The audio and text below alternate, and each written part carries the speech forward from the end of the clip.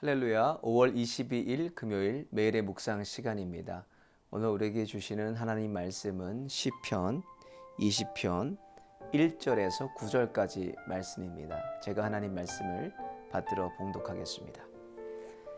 환난 날에 여호와께서 내게 응답하시고 야곱의 하나님의 이름이 너를 높이시며 드시며 성소에서 너를 도와주시고 시온에서 너를 붙드시며 내 모든 소재를 기억하시며 내 번제를 받으시기를 원하노라. 셀라.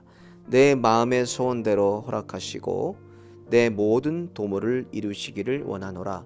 우리가 너의 승리로 인하여 개가를 부르며 우리 하나님의 이름으로 우리 길을 세우리니 여호와께서 내 모든 기도를 이루시기를 원하노라. 여호와께서 자기에게 속한 바 기름 부음 받은 자를 구원하시는 줄 이제 내가 아노니 그 오른손에 구원하는 힘으로 그 거룩한 하늘에서 저에게 응하시리로다.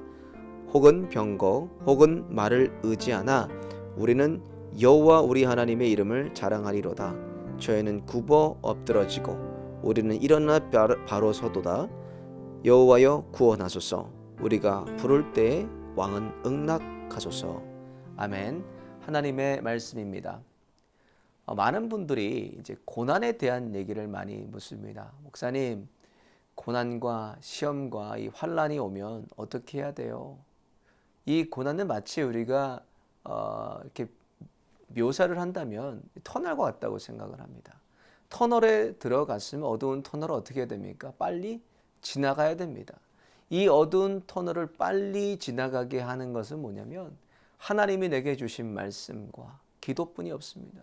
다른 방법으로 이것을 통과할 수가 없어요. 앞에 계신 빛을 향해서 계신 하나님을 바라보면서 말씀과 기도를 붙들고 전진하다 보면 어느새 이미 이 터널은 통과하는 것입니다.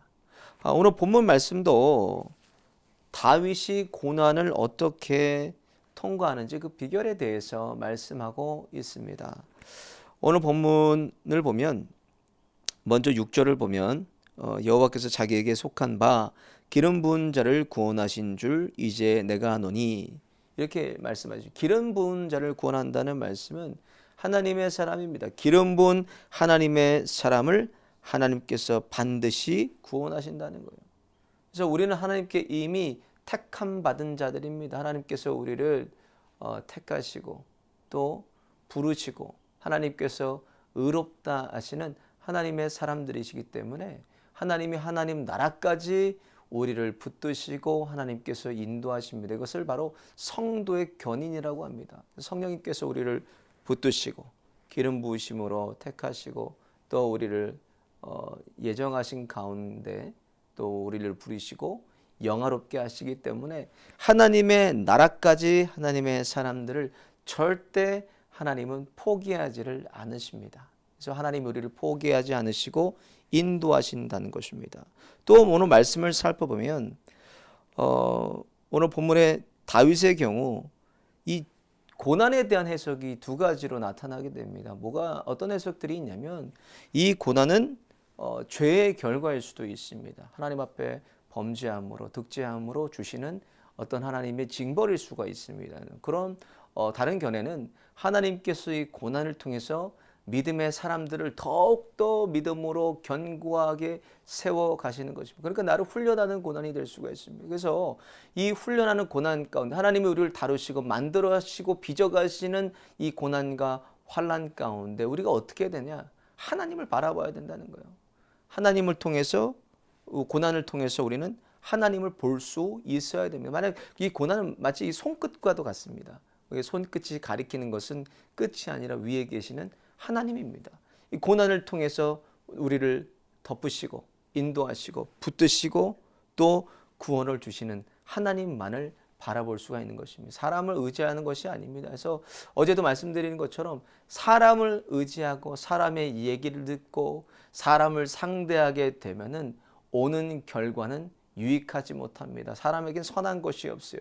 전적인 타락으로 인해서 인간은 우리 안에 선한 것이 없습니다. 그리고 하나님을 알 수 있는 깨달음이 없어요. 우리 스스로는. 그래서 하나님을 알 수 있는 방법, 하나님을 깨달을 수 있는 방법은 우리에게 없다는 거예요.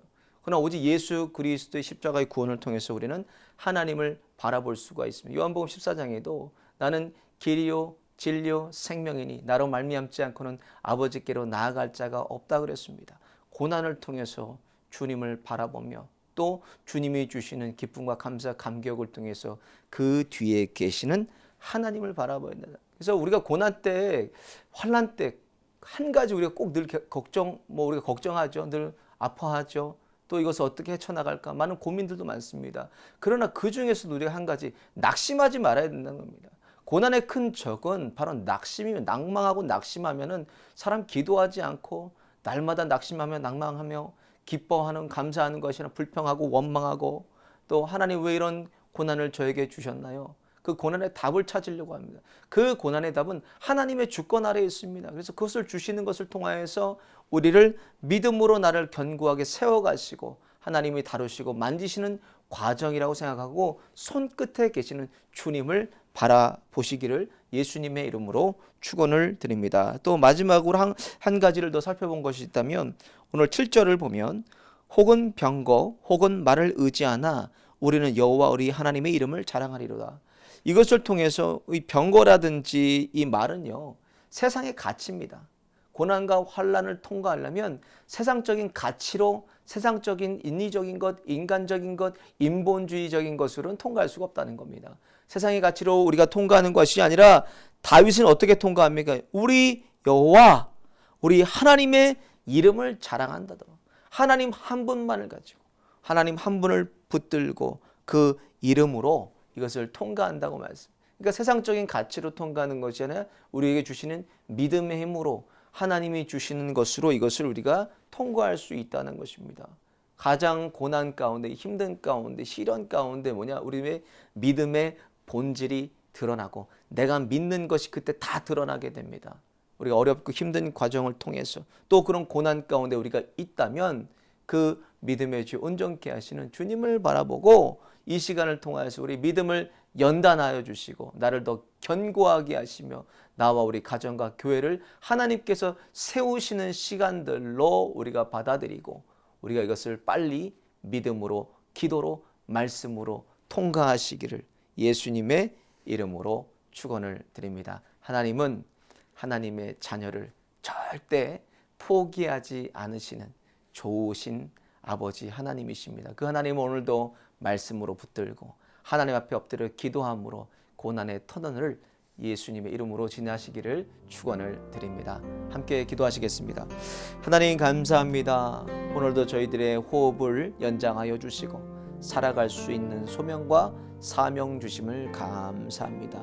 환난 중에 나를 부르라 내가 너를 영화롭게 하리라 말씀하신 것처럼 하나님 이 어려움 가운데도 답답함 가운데도 하나님 엎드려 주님의 이름을 부릅니다. 이 시간 주님 하늘의 문을 열어주시고 우리의 기도와 간구와 소원에 속히 하나님 응답하여 주셔서 하나님 되심을 나타내 주옵소서. 또한 가정의 문제로 일터의 문제로 사업의 문제로 건강의 문제로 하나님 앞에 엎드릴 때마다 하나님 아버지 응답하여 주시고 모든 문제 뒤에 계시는 주님의 도우시는 손길을 바라보며 오늘도 믿음으로 전진하게 하여 주옵소서. 특별히 낙심하고 낭망하지 않도록 하나님 무릇 지킬 만한 것보다 우리의 마음을 지켜주셔서 우리의 주인 되신 주님으로 통하여서 오늘 하루도 주님과 함께 동행하며 승리한 하루가 될 수 있도록 주님 저희들의 발걸음을 움직여 주시고 주함 동행하여 주셔서 함께하여 주옵소서. 오늘도 육체 가운데 연약한 가운데 고통받는 주님의 권속들을 기억하여 주시고 이 시간도 주님께서 치료의 광선 발하여 주시며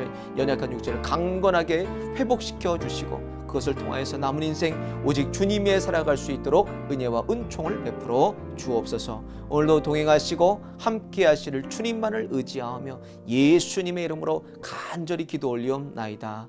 아멘.